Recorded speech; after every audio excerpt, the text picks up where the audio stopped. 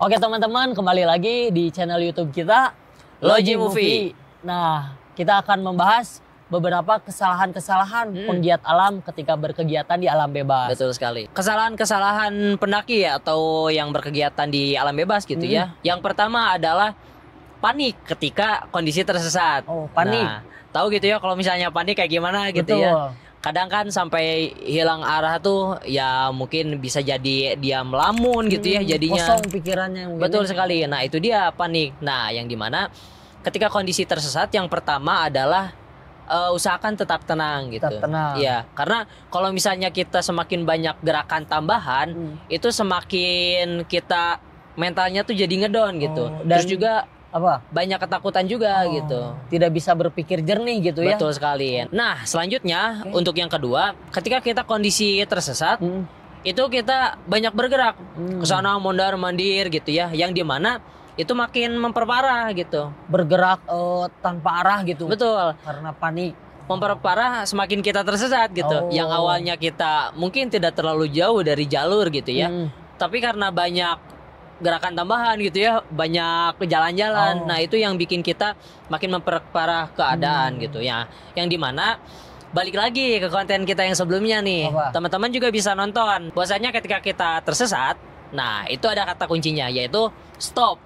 Nah, stop. Ada kepanjangannya. Betul.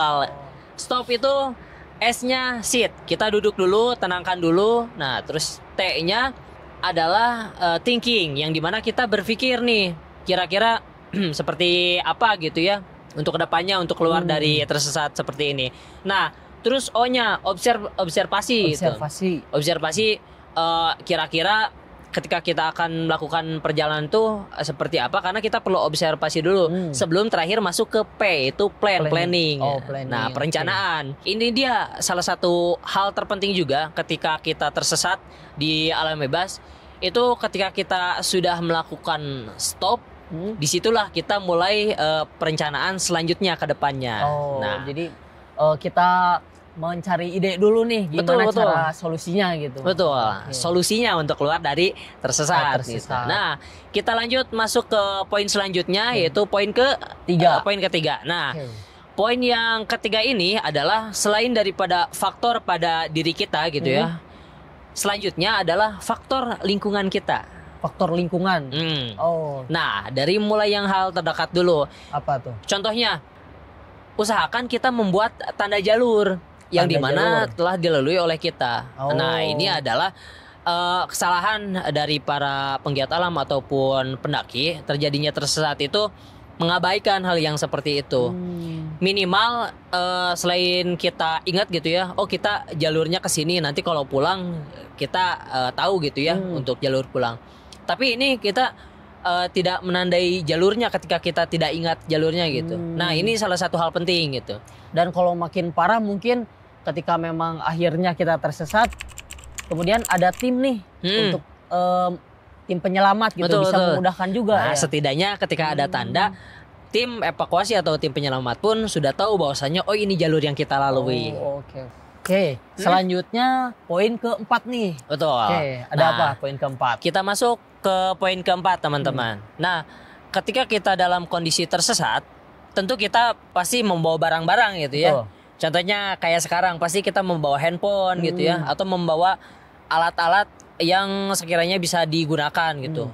Contohnya kalau misalnya memang handphone kondisi baterainya masih oke, nah kita bisa menggunakan kompas. Nah, ini sangat membantu banget gitu.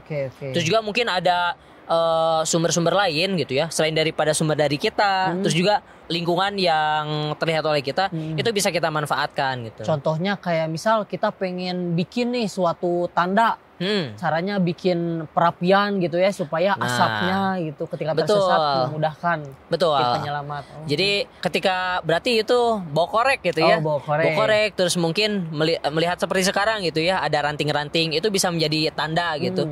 Ketika kita tersesat dan bisa orang-orang yang di luar tuh tahu oh posisi kita lagi ada di sini nih. Soalnya ada asap misalnya dari atas. Itu bisa menjadi tanda. Nah, untuk yang kelima, kita masuk yang kelima nih. Boleh. Ketika kita tersesat, itu diusahakan kita membawa peralatan darurat. Bawa peralatan darurat. Nah, untuk menghafalkan peralatan darurat yang kita bawa, yaitu dengan kita lihat kondisi-kondisi yang biasanya terjadi ketika kita melakukan perjalanan. Betul. Contohnya, kalau hujan berarti harus bawa apa? Bawa jas hujan, hujan. Nah, betul. Terus kalau misalnya kita dingin, berarti harus pakai apa? Bisa pakai sleeping bag, bisa pakai jaket, atau mungkin meminimalisir gejala hipotermia, bawa aluminium foil. Betul. Gitu. Nah, terus juga kalau misalnya kita sudah merencanakan, kita membawa peta atau kompas, itu lebih bagus lagi karena itu kan memang senjata paling utama ketika kita berkegiatan gitu ya. Betul. Misalnya terjadi gitu ya, tersesat itu. Nah, itu sangat direkomendasikan untuk membawa peralatan-peralatan darurat. Contohnya kayak survival kit gitu kan ya. Survival kit. Terus juga betul. Bawa alat perapian juga gitu. Dan jangan lupa P3K mungkin. Nah, itu paling utama P3K. Yang keenam ini lebih unik nih. Ketika kita tersesat, itu kesalahannya adalah kita tidak memberitahukan perjalanan kita mau kemana kepada orang-orang terdekat kita. Nah, contohnya kayak ini nih, teman-teman kan biasanya suka pada naik gunung nih, pasti dong izin ke orang tua. Nah, ke orang tua berarti yang paling utama ya. Betul. Orang terdekat kita. Kan pasti orang tua juga nanya, mau naik gunung kemana? Kan kita harus jujur, harus jawab. Kalau misalnya nggak jawab, misalnya amit-amit terjadi tersesat, kan orang-orang terdekat atau orang rumah nggak tahu gitu. Kita makin memperparah mungkin. Betul. Nah, selanjutnya kita akan masuk ke poin yang ketujuh. Nah, ini masuk lagi pada lingkungan sekitar gitu ya. Lingkungan sekitar. Yang dimana ketika kita dalam kondisi tersesat, kesalahannya itu adalah kita tidak mencari lokasi titik tertinggi. Nah, pertanyaannya, kenapa mencari lokasi titik tertinggi? Mempermudah bernavigasi mungkin ya. Betul sekali. Seperti episode sebelumnya dari kita di Logi, bahwasannya ketika kita melakukan navigasi, itu usahakan kita berada pada posisi dataran yang lebih tinggi dan juga vegetasi yang lebih terbuka. Alasannya kenapa coba? Nah, alasannya karena supaya kita memudahkan untuk mencari medan ataupun mencari tujuan kita untuk keluar dari tersesat ketika berkegiatan. Nah, karena di hutan tuh kadang tertutup gitu ya, betul. Sulit untuk berorientasi medan. Nah, betul. Nah, bahwasannya contohnya seperti di sini. Nah, sebelah sana tuh ada dataran tinggi, puncakan gitu ya. Betul, puncakan. Kita usahakan naik ke atas untuk mencari. Ternyata sebelah sana biasanya suka ketahuan tuh. Sebelah sana adalah tujuan kita untuk keluar dari jalan yang tersesat gitu ya.